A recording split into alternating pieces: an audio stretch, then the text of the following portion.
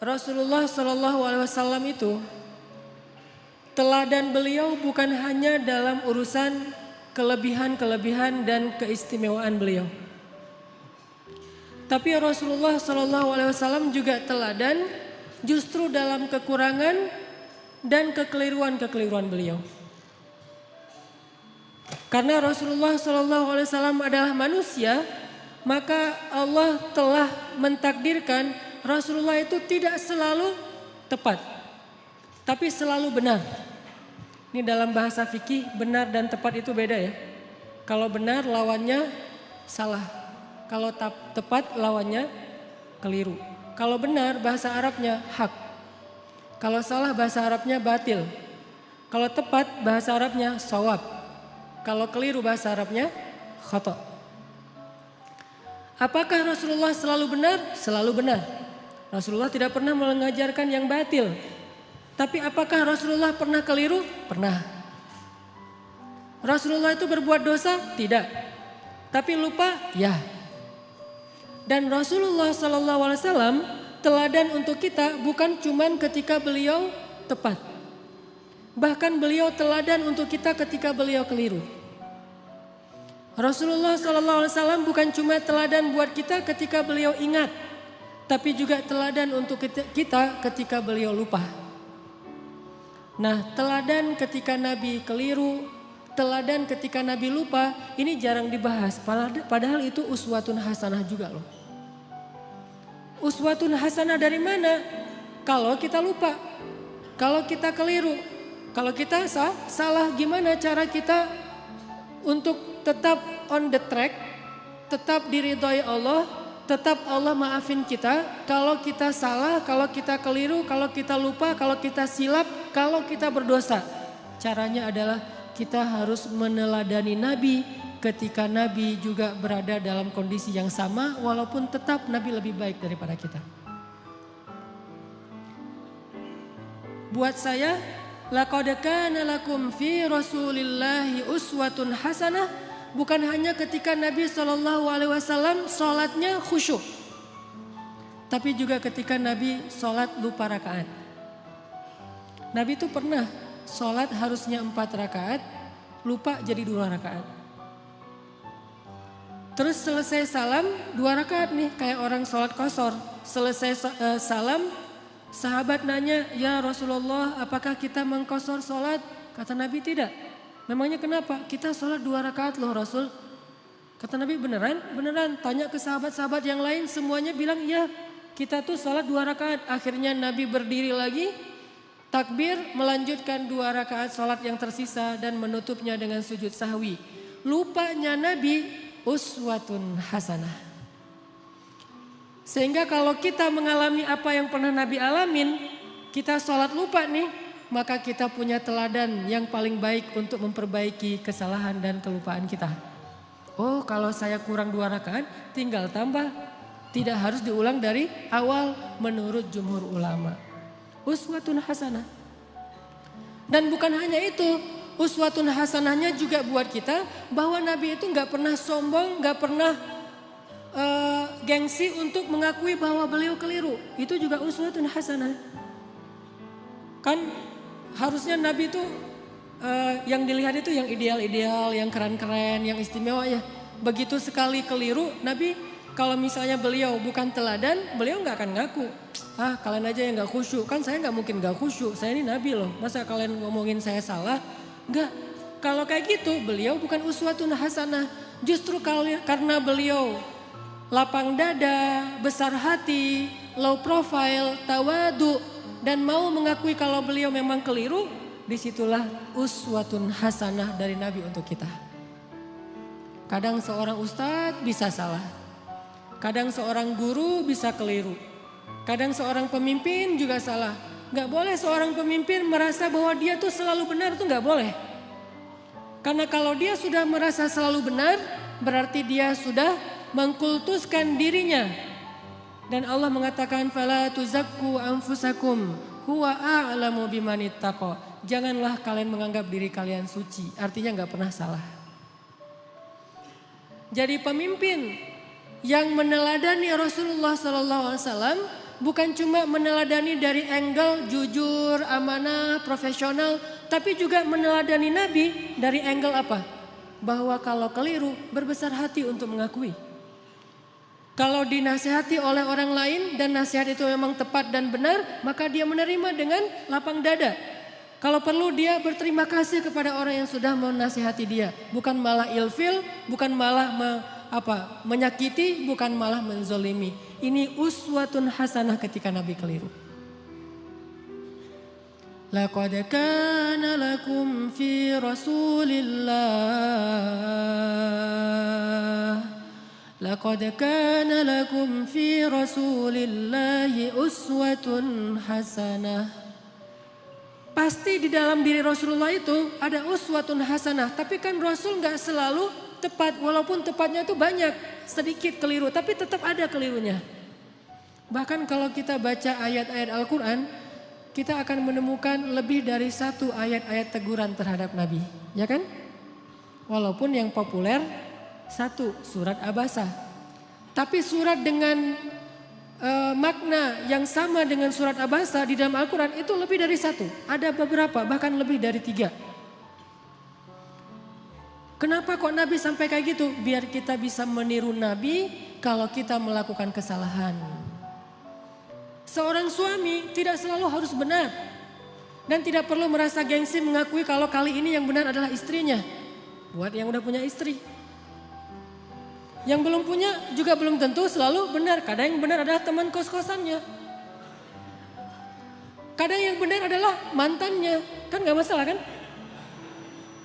Kalau ditanya kenapa kalian putus? Gua gak sabar. Jangan, oh dia tuh emang gini-gini. Enggak, kadang-kadang emang dia yang baik, kita yang waktu itu lagi terbawa emosi. Tapi di balik semua itu emang lebih baik putus mungkin. Supaya mereka mencari yang lebih baik dan lebih halal. Tapi yang pasti teman-teman, kita coba malam ini belajar uswatun hasanah Nabi dalam kondisi ketika Nabi keliru. Dan ini sama sekali bukan ingin menjelek-jelekan Nabi, sebaliknya kita ingin melihat betapa Nabi itu hebat. Justru ketika kita melihat betapa Nabi besar hati, lapang dada, kita akan semakin kagum kepada sosok Rasulullah Sallallahu Alaihi Wasallam. Contoh sholat tadi aja udah dapat 2 uswah, 2 teladan. 1, Nabi besar hati. 2, pelajarannya bahwa oh kalau salah dalam sholat berarti tinggal kita tambah ditutup dengan sujud sahwi. Ada 3 nih.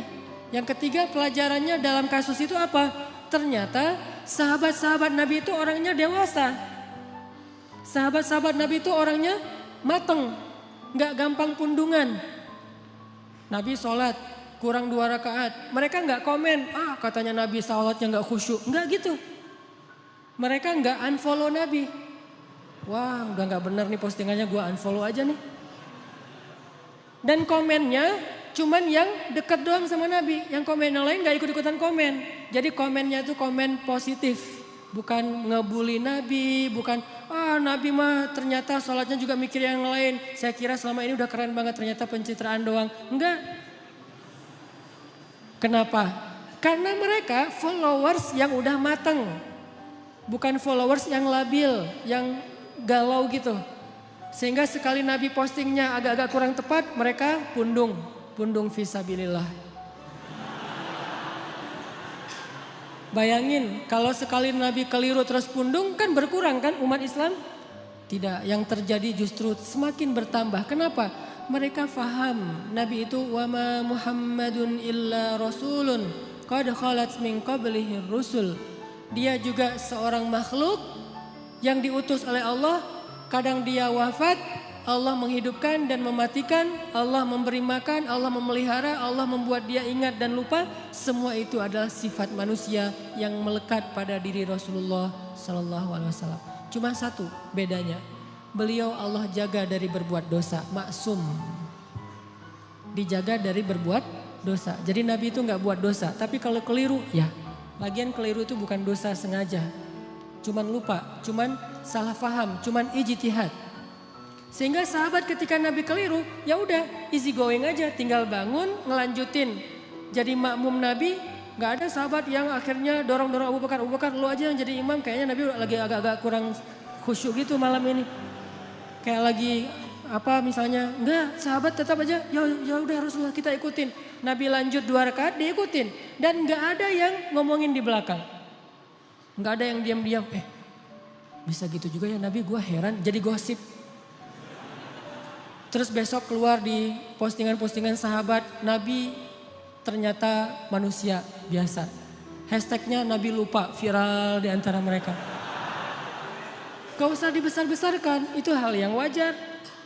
Udah aja mereka lupa. Tapi tetap direwayatkan kisah ini supaya apa? Laqad kana lakum fi Rasulillahi uswatun hasanah. Biar kita bisa niru. Ini angle uswah hasanah yang coba kita terapkan dalam hidup kita. Menyikapi kalau orang lain keliru. Orang lain itu bisa orang tua, orang lain itu bisa guru, orang lain itu bisa teman, orang lain itu bisa pasangan, orang lain itu bisa tetangga, orang lain itu bisa pemimpin, bisa pejabat, bisa siapa aja. Bahkan orang yang paling soleh sekalipun melakukan kesalahan dan kekeliruan. Salah satu di antara ciri-ciri orang bertakwa yang Allah sebutkan di dalam surat Ali Imran 135. Walladzina idza fa'alu fahishatan aw zalamu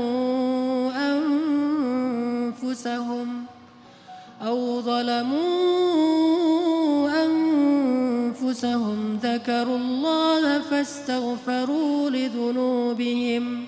Orang yang bertakwa kata Allah adalah orang-orang yang apabila melakukan kesalahan, menzalimi diri sendiri atau melakukan fahisyah, dosa sembunyi-sembunyi. Coba. Ternyata orang bertakwa juga bisa ngelakuin dosa, kesalahan. Bedanya apa? Zakarullah.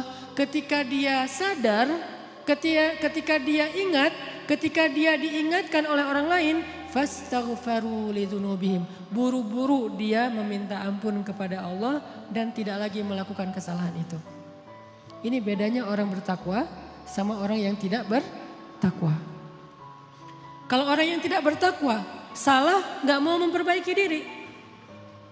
Kalau orang bertakwa, salah juga tapi mau segera recovery, memperbaiki diri. Jadi peluang berbuat salah sama antara orang yang bertakwa dengan yang tidak bertakwa, sama peluangnya.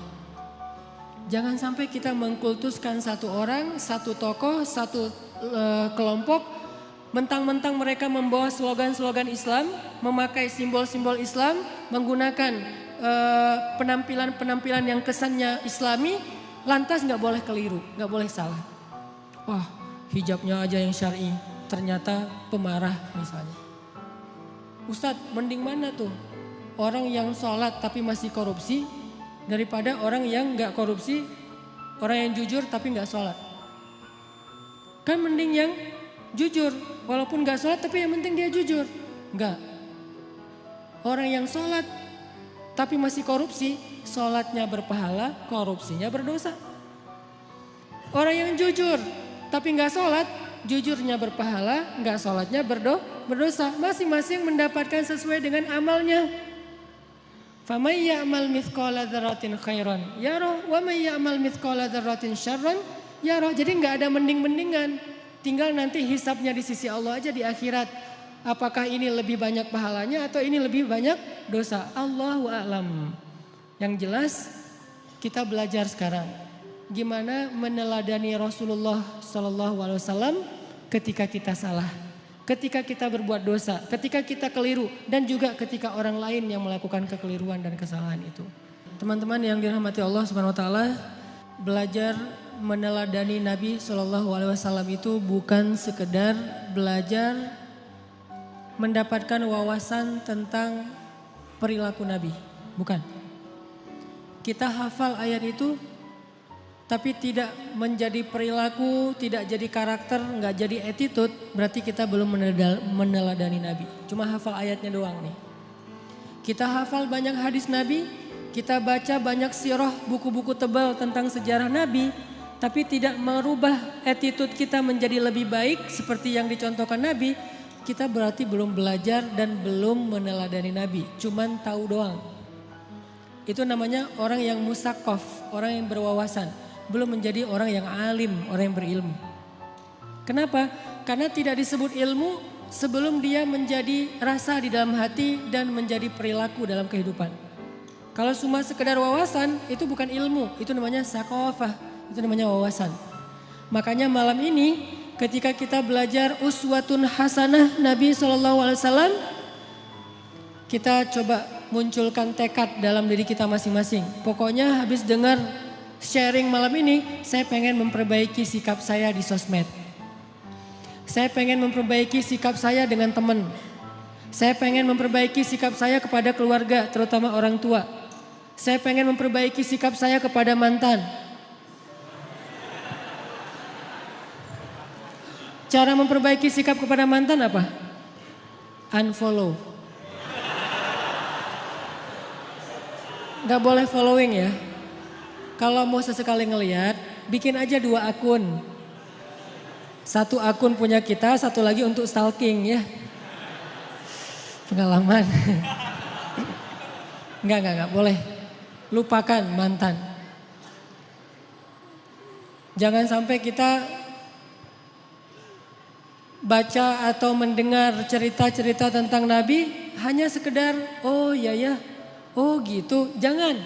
Kalau sekedar oh ya dan oh gitu berarti ini cuma wawasan nih. Dan kalau cuma wawasan kita ngaji sampai bertahun-tahun juga tidak semakin menjadi lebih baik. Harusnya belajar ilmu yang tadi kata Nabi, siapa yang menempuh jalan untuk mencari ilmu, Allah mudahkan jalan ke surga. Itu ilmu loh, bukan wawasan yang dicari. Kalau wawasan kita bisa kayak otodidak gitu. Kita bisa belajar sendiri dengan dengerin YouTube. Tapi kalau ilmu kan bukan cuma dengar. Kita latih tuh. Apa yang udah kita dengar kita latih sehari mungkin gak langsung jadi nih.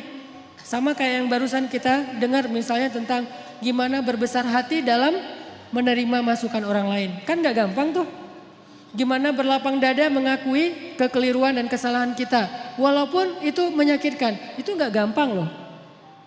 Tapi kalau kita gak praktekin berarti apa yang kita dengar itu baru sekedar wawasan. Belum memperbaiki perilaku dan attitude kita. Kita belajar sekarang uswatun hasanah Nabi SAW bukan sekedar pengen tahu penasaran ayatnya mana aja ya, hadisnya gimana aja ya. Kita bukan pengen berdebat dengan dalil, kita pengen memperbaiki diri. Tapi kalau kita pengen berdebat dengan dalil, kita akan lebih fokusnya ke dalil itu riwayat siapa, kemudian teks aslinya kayak gimana, terus kalau perlu di capture. Nanti kalau ada teman kita yang berbeda pendapat tinggal kita broadcast, kita share. Ini sekedar wawasan yang dijadikan bahan perdebatan. Buat apa kalau kayak gitu? Harusnya kita belajar bukan supaya jago berdebat. Bukan kalau kita nanti berdebat dengan teman kita di grup, kita punya banyak argumen, dalil segala macam. Buat apa yang kayak gitu-gitu? Bahkan Nabi aja pernah mendengar sahabat berdebat di dalam Masjid Nabawi dilemparin debu sama Nabi. Jadi ada sahabat lagi ngaji nih, lagi baca Quran di dalam masjid. Kan rumah Nabi di sebelah masjid. Tadinya ngaji, asik tuh, seru. Bismillahirrahmanirrahim, baca santai. Lama-lama mulai terjadi keriuhan, kegaduhan. Nabi dalam rumah ngedengar kok udah mulai ada orang yang teriak-teriak ya. Kok mulai kayak ada orang yang marah-marah. Nabi keluar melihat mereka lagi berdebat tentang makna satu ayat. Nabi mengambil debu dan melempari mereka dengan mengatakan, kalau kalian membaca ayat Al-Quran, carilah ayat yang mempersatukan kalian. Artinya jangan membaca ayat-ayat yang membuat kalian berpecah belah, bukan ayatnya, tapi persepsi dan tafsiran terhadap ayatnya. Jadi teman-teman, saya pengen magerin dulu nih, bahwa yang kita belajar malam ini, termasuk saya, kita niatkan untuk memperbaiki perilaku kita. Baik perilaku kita di dunia nyata atau di dunia maya. Pokoknya kita perbaiki perilaku kita. Dan anak Indonesia tuh, anak Jawa Barat, orang Sunda itu diantara seluruh suku yang ada di Indonesia itu kan termasuk salah satu suku yang terkenal. Paling lembut, santun, tata keramanya luar biasa kan. Jangan sampai identitas itu hilang oleh modernitas. Sehingga gara-gara kita hidup di dunia maya, medsos, kita melupakan tradisi nenek moyang kita yang sebetulnya luar biasa. Kenapa tradisi itu harus pindah ke Jepang, harus pindah ke New Zealand, harus pindah ke negeri-negeri yang tidak mengenal agama? Harusnya tradisi itu tetap ada di negeri kita, di negeri orang-orang yang beriman kepada Allah Subhanahu wa taala. Makanya kita perbaiki lagi. Karena saya beberapa kali jalan ke beberapa negara, rahmat dari Allah bukan karena hebat. Kalau orang lain mungkin jalan-jalan itu karena banyak duit ya. Ada yang bahkan sakit kepala dikit jalan ke luar negeri. Di rumah nggak ada bawang ke Singapura ya. Kalau saya mah alhamdulillah gratis diundang akhirnya ke luar negeri. Tapi diniatkan juga sekalian belajar, main, termasuk pencitraan ordai gitulah pokoknya. Jalan ke Korea, ke Jepang gitu. Kenapa orang Jepang itu attitude-nya lebih islami daripada kita? Padahal mereka tidak membaca teks-teks agama karena mereka terus berusaha memperbaiki perilaku mereka. Walaupun sisi lain mereka banyak masalah sih. Jalan ke New Zealand, di Auckland misalnya. Itu orang-orangnya itu luar biasa, sangat menjaga perasaan orang lain. Nah kita punya teks yang sangat ideal. Punya teladan uswatun hasanah yang udah paling keren lah pokoknya. Nggak ada lagi teladan yang lebih keren daripada teladan kita. Emang ada manusia yang lebih keren daripada Rasulullah? Nggak ada kan? Rasulullah itu yang paling keren udah tuh. Yang paling teladan terbaik. Kalau teladan kita udah terbaik tapi perilaku kita nggak terbaik. Pasti ada masalah dalam kita meneladani Nabi ini. Bukan Nabinya yang nggak keren. Kita belum meneladani Nabi secara utuh. Baru mengambil wawasan-wawasan dari hadis-hadis Nabi SAW.